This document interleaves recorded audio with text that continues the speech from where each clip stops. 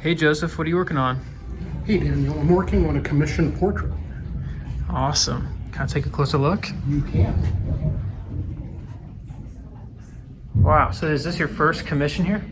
It's not my first commission, but it's my first large-scale commissioned portrait. Okay. And so how did you get a commission like this? Well, interestingly, I got the idea for doing commissions from Kevin, our teacher, because you know that he has done a number of large-scale Masonic portraits, and other students of his have as well. Mm-hmm. I'm a Mason, and so I have connections with a lot of the Masonic leadership where I live in Minnesota. Mm-hmm. And so just talking to those guys, they developed an interest in the work that I was doing as an artist, and one thing led to another. So can you tell me more about your process for approaching this painting at a scale of this size? Well, I think the biggest part of my process was having Kevin as a resource, somebody that I could draw on who not only has done this before, but is expert in teaching these fundamental aspects of portraiture or any other type of fine art to students. And so he's been an incredible resource in not only helping me make the decision to do this portrait to begin with, but also the approach that I've used. And so the approach is exactly the same as any of the assignments that we do in the Evolve program, where I start with a photo reference and develop a transfer, and you can still see parts of the transfer here in the globe that I haven't really touched too much with paint yet. And you can see the level of detail that I have in the transfer, and I think this is one of the really cool things that I'm able to bring forth. So this will really give me the marks that I need to bring that to completion later on. So the whole thing started with a transfer at one point, and from there it's basically filling in the darks and the lights, the shadows and the lights, and mastering my edges and gradients. And that's really all there is to it. Anybody could do it. Wow. With the right instruction. With the right instruction. And so how far along are you in the Evolve program? You're an Evolve student? I am an Evolve student, and I'm actually in the middle of block 4 right now. The techniques I'm using here are a little more advanced. These are more like block 6, block 5 and 6 techniques that any Evolve student learns. But you learn the basics for these, the foundations for these, in the first 3 blocks of the program. And so once you have those down, you really have started learning the skills that you need. And so based on my skills developed really in the beginning of the Evolve program and my perseverance in producing art of excellent quality, Kevin was willing to help me step ahead and do something a little more advanced. That's really, really awesome. And so what is your journey been with art? Like, were you always interested in oil painting? I have always been interested in oil painting. Actually, my grandmother was an oil painter, my mother is an oil painter, and so I'm a 3rd generation oil painter in my family. I've been around oil painting my entire life, but I really only started dedicating myself to oil painting maybe 8 or 10 years ago, and did what every student does, start working with self-teaching and teachers that are available to me locally, and worked with them. But it was a lot of the same thing we've all heard: paint what you see. You know, here's a brush, here's a canvas, here's some paint, paint what you see, which doesn't teach you any of the things that you need. For me, really advancing to a higher level, to a professional quality in art, didn't start until I joined the Evolve program and met Kevin. and began working through those assignments. And I was already producing quite a bit of art out of my studio and putting it into a couple of galleries in the town that I live in.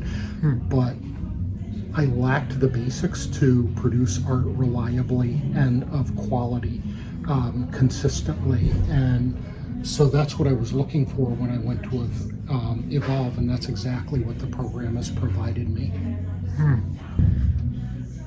So as I'm looking across this painting, I can see that you seem to have captured the lightness of the face, but the values are really, really light and kind of faded. So what's been your approach there?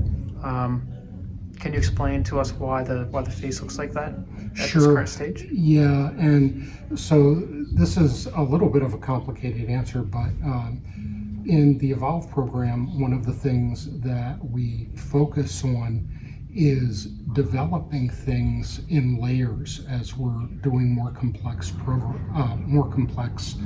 paintings in the program. And this sort of harkens back to the days of traditional oil painting, when artists would bring forth the quality of their image in multiple layers. Kevin has a much simpler approach to this that actually results in a higher quality of image at the end. And that's what I'm doing here. So if you look at the hands or you look at the face, these only have a couple of layers of paint on them. So they have a background layer that was all the same color. Then I scrubbed in some of these shadows to start bringing out the features. And then just recently I have started adding some of the actual values that the face has, to bring it forth even more. But you can see it's still very washed out. Once this dries and gets a sealing layer applied to it, I'll begin applying warmer tones that bring out the true flesh tones of the face and finalize the details of the image. It's great. It was coming along very well. So if you know anything about the traditions of oil painting, you know that during the Renaissance and the times there after that, artists would work through multiple layers where they were developing a finer and finer detail. They generate a grisaille or a grayscale painting that, for the lack of color, was completely finished. It looked pretty good just as it was, might have even looked like a drawing. And so this, while this isn't built directly on that technique, it kind of is mindful of that idea of building forth layers that bring the actual image to completion. So he looks sort of ghoulish right now, kind of like a ghost. But in a couple of days, he'll be warm and he'll look a little more inviting. Looking forward to seeing that. Me too. Cool. And so, so can you explain? So, like, doing a portrait of this scale. I know I've done some portraits myself, and I know they can be very intimidating at times. How are you able to sort of get the first stroke on the canvas and start tackling this behemoth of a project? Well, actually, one of the things I've learned in my life as a painter is that a lot of fear comes with a blank canvas or with a transfer an image that you're trying to work up into a painting. And when there's holes in your canvas, you feel like you just don't know where to start. One of the fastest ways to take care of that is get paint on the canvas. It is better to cover the paint with canvas and not really know quite where you're going than it is to sit there and hover over a blank canvas that you're afraid to put paint onto. But with this approach, it was really easy to put canvas on the paint onto the canvas the first time, because the first thing you do is cover the entire canvas with the same color of paint. And that gave me kind of a starting point for the fact that reddish tone, it wasn't quite this light, but you can see it down here. You can see some of it here in the globe. This reddish tone was laid down as an underpinning for the entire painting. And so it still kind of peeks through here and there and has the effect of unifying the painting. But then getting the paint on top of that, it's just a one step at a time thing, and you have to decide which little piece of this you're going to bite off today and get that piece done. And you can't go to bed till it's done. Yeah. So that's great. So you're taking one step at a time, one piece at a time, and making it manageable for yourself. That's really it. Yeah, that is actually really it. When you work that way, it's almost impossible to make fatal errors in the painting. So you might make errors that are little problems that you can fix pretty easily. You might make some pretty glaring errors that I won't mention that take a little more work to clean up later. But you don't do anything that's fatal to the painting, and that's one of the things I love about painting with oil paint. It gives you time to correct, and it leaves you places where you can correct mistakes and fix errors. As long as you're willing to persevere, you're willing to put your nose to the grindstone and make the decision that I want to paint at this level, you can do it. Again, if you have the right foundation of knowledge. So you're speaking to me a lot about determination and just putting in the work. Would you say that's very much like lots of people talk about painting as either you have it or you don't.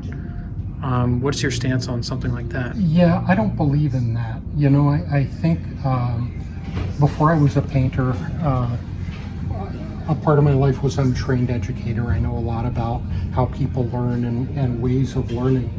And out of that, I know that this nebulous thing we call talent is just a product of work. It's a product of time spent, in this case at the easel. It's a product of solid knowledge, which not every teacher has to give, not every artist has to give. But if your teacher has a firm grounding in this process, painting is a process like so many things. If you love painting, you love the process of painting, and so you're willing to persevere, you're willing to say, I want to be able to paint this as well as it can be done.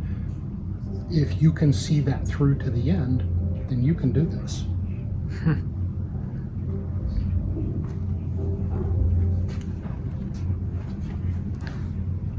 And so at this point in the painting, with how far along it is, you have the likeness locked in, you have so many things already in place.